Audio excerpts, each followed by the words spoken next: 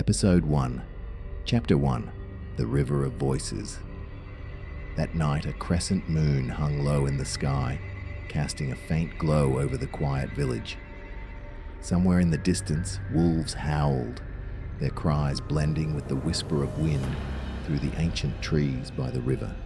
The water, black and still, mirrored the pale light like a fragile veil of glass, reflecting the village's forgotten past. The people called it El Rio de Lágrimas, the River of Tears. The elders said that when darkness fell, cries would rise from the river, sometimes distant as if echoing from the horizon, sometimes close, so close it felt like someone whispering right into your ear. Long, piercing wails that made spines shiver and skin crawl.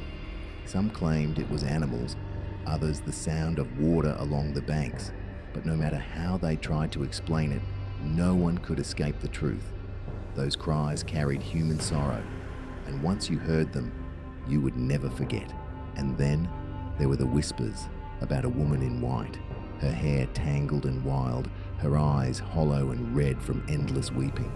She wandered the foggy riverbanks, her gown heavy with dirt, sometimes lifting her head to reveal a pale, lifeless face, like a spirit lost for centuries.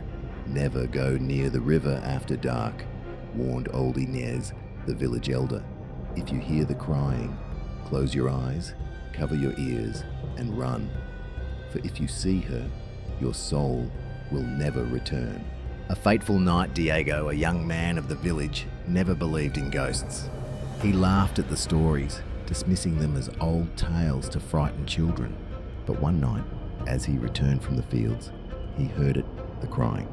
At first, faint, like the wind sighing through the leaves, but soon it grew clearer, sharper, filled with despair. A woman's voice, trembling, heavy, each note piercing his heart like needles. Diego froze. His mind screamed at him to run home, but his heart pulled him closer. Step by step, he moved toward the river. The fog thickened, cold as icy hands clawing at his skin. The grass brushed against his legs with a dry rustle. And then, only a few steps from the water's edge, he saw it. A figure in white.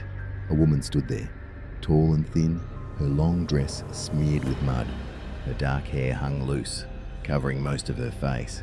She didn't move. She only stood facing the churning water.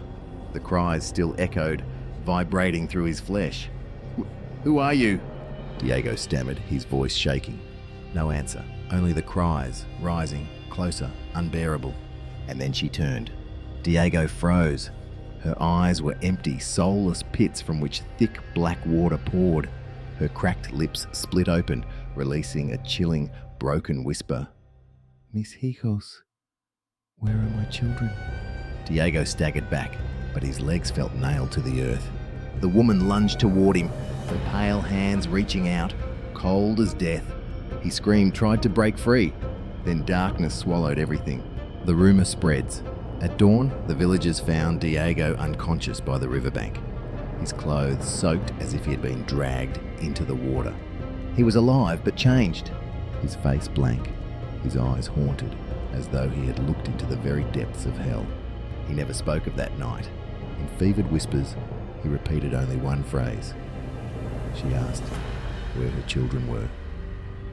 From then on, the villagers believed without doubt. La Llorona, the weeping woman, still roamed the river of tears, forever searching for her lost children.